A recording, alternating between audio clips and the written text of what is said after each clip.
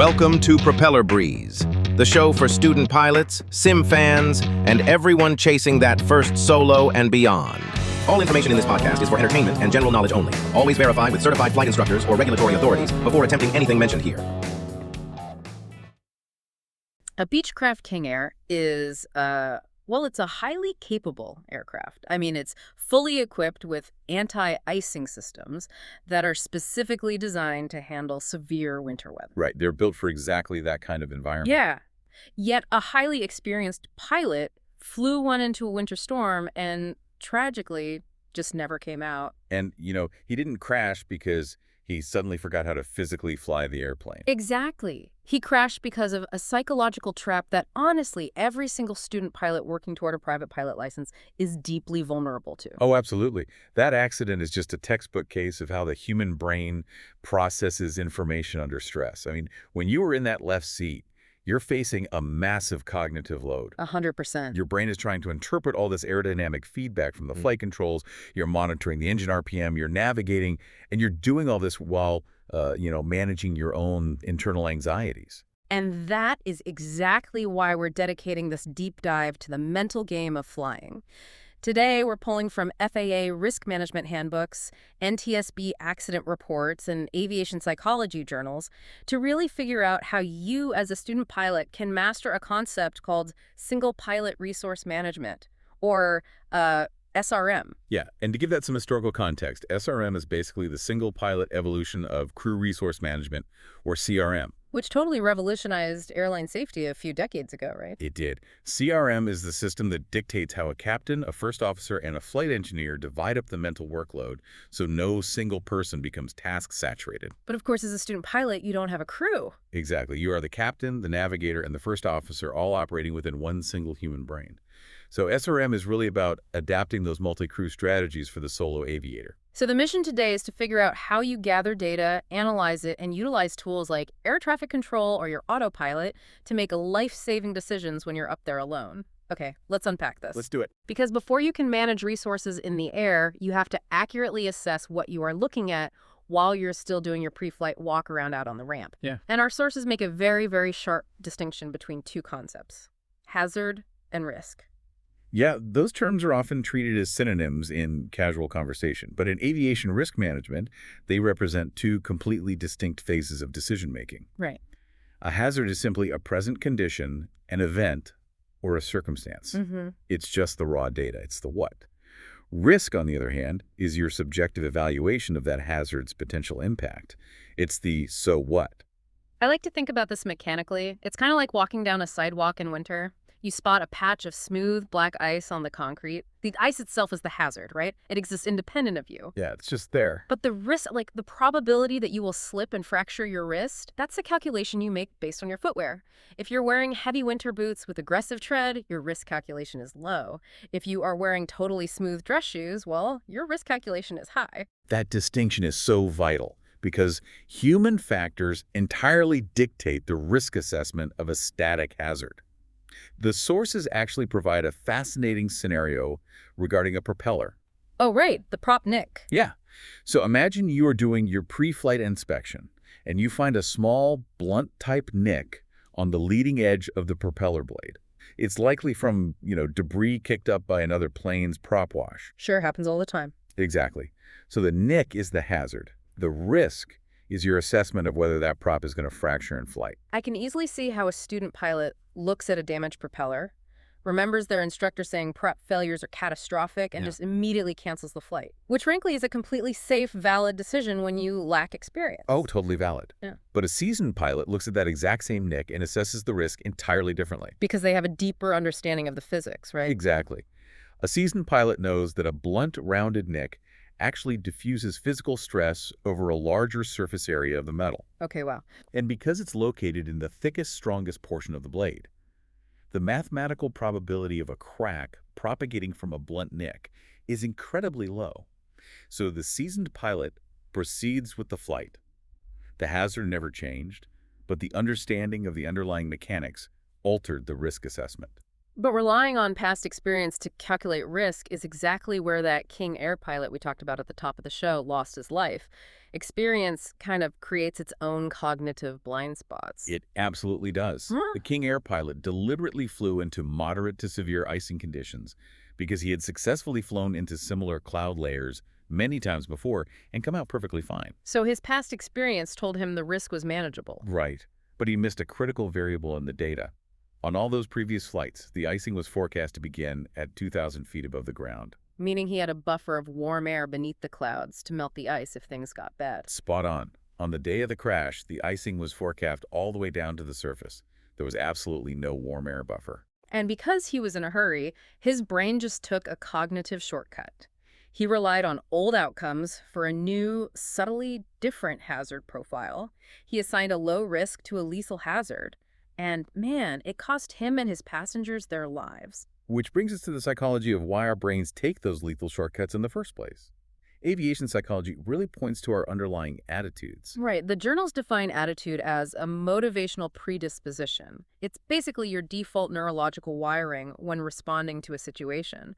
And researchers have isolated 5 specific hazardous attitudes that act as this sort of enemy within. Yeah, and the first one is anti-authority.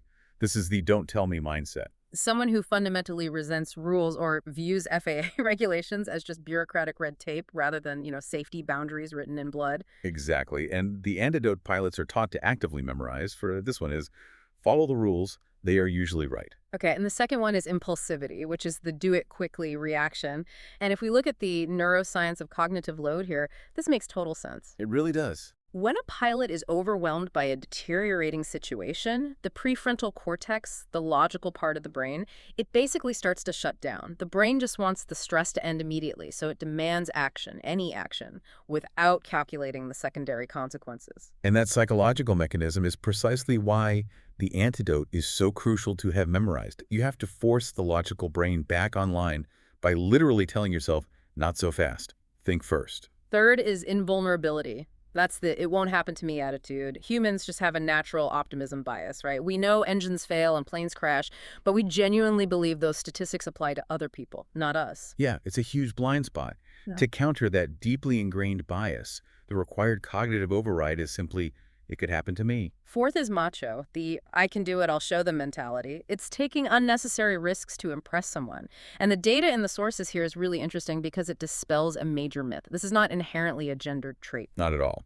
The studies show that female pilots are statistically just as susceptible to the macho attitude as male pilots. Wow, really? Yeah, it's about ego and competence projection, not gender. The antidote to neutralize it is, taking chances is foolish. And the final one is resignation. What's the use? This is essentially learned helplessness. A pilot decides that they are just a passenger to fate. If they survive, it's good luck. If they crash, it was unavoidable. Which is terrifying, because in a single pilot operation, giving up your agency is fatal. There is no co-pilot to take the controls. The antidote you must deploy is, I'm not helpless. I can make a difference. I really do want to dig into these classifications a bit more because here's where it gets really interesting. Are we talking about fixed personality traits here? Because I imagine most student pilots listen to those 5 attitudes and think, well, I'm a cautious by-the-book person. I don't have a macho or impulsive personality. And that assumption is exactly the trap. These are not permanent personality traits. They are temporary states of mind induced by stress. Right. You might be the most cautious student pilot in the world. But if you are running late, the weather is dropping, and you're sweating a looming check ride, your brain chemistry literally changes. Because cortisol floods your system. Exactly.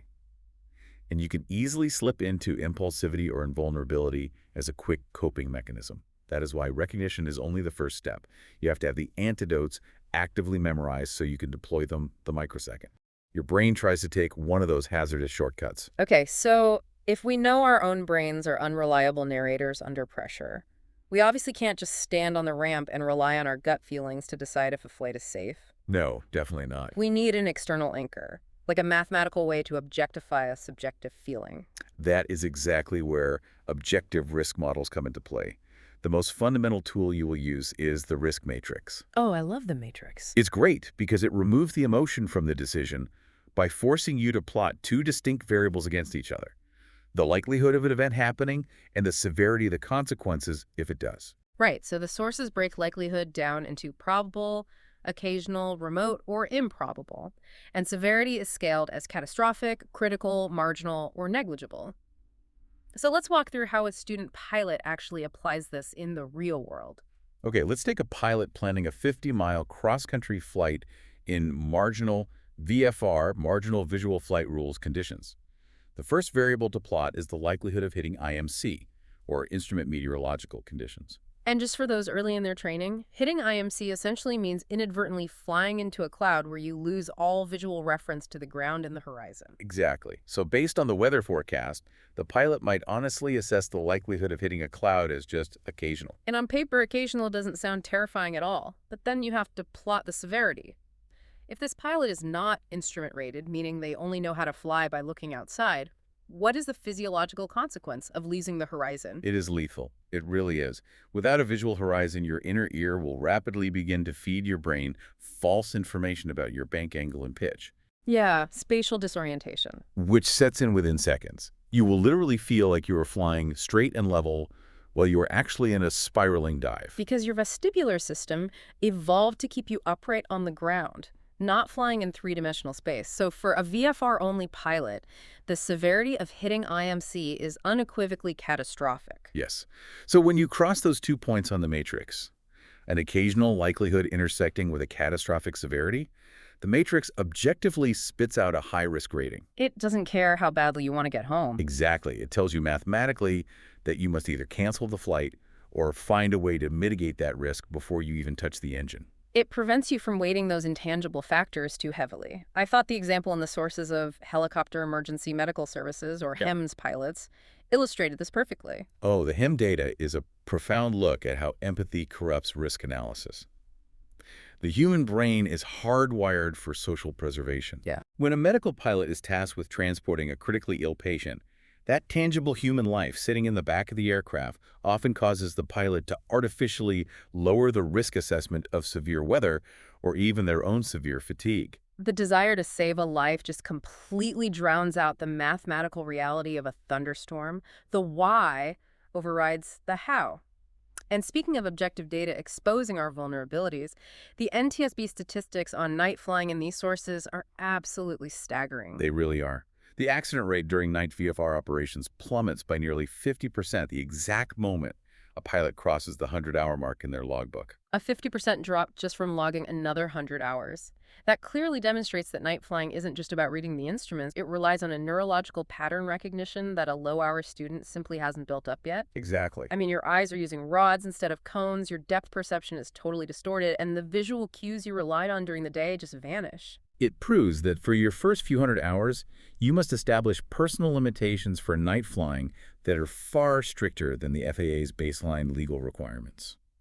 So, if the matrix shows us we are facing a high-risk flight, how do we systematically weed that risk out?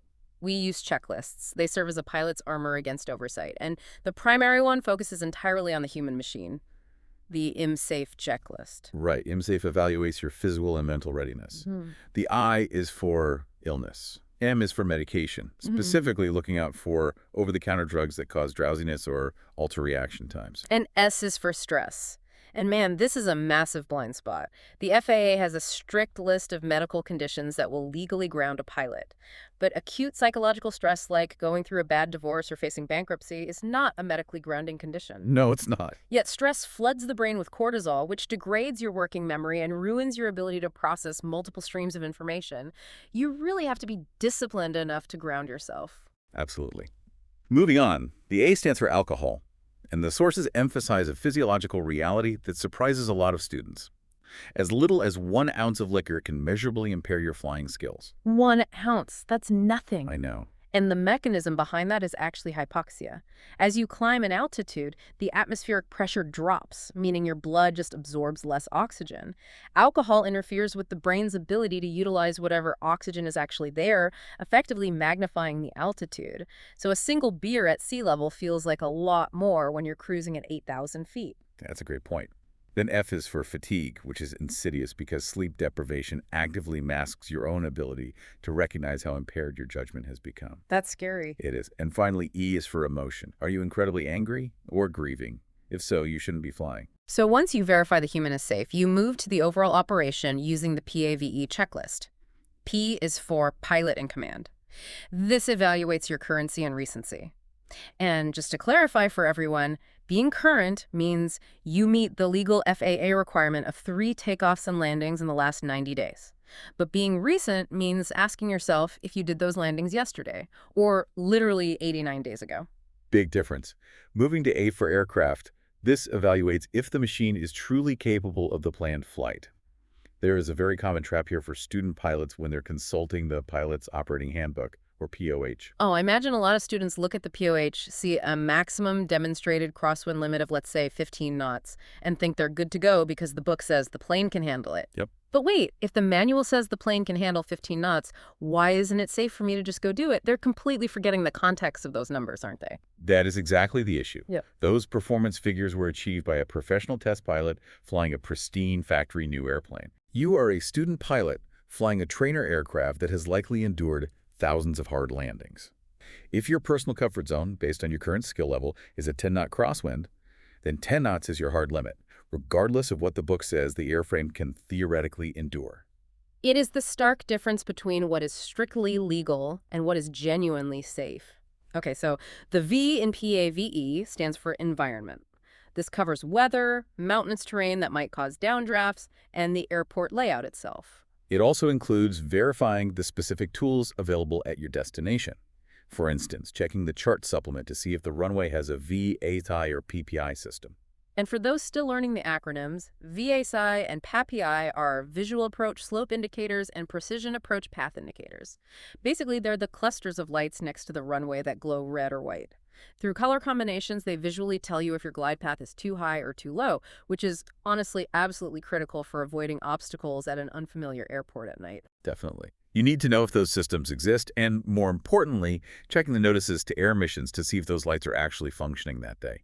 Okay, so we've covered pilot, aircraft, and environment, but the sources are explicit that the final letter in PAVE is the most dangerous hazard in all of aviation. It is a silent killer capable of making a pilot just throw the rest of this carefully planned checklist completely out the window. The E stands for external pressures. These are the social, financial, or emotional influences outside of the flight itself that create an artificial sense of urgency to complete the mission, often at the direct expense of safety.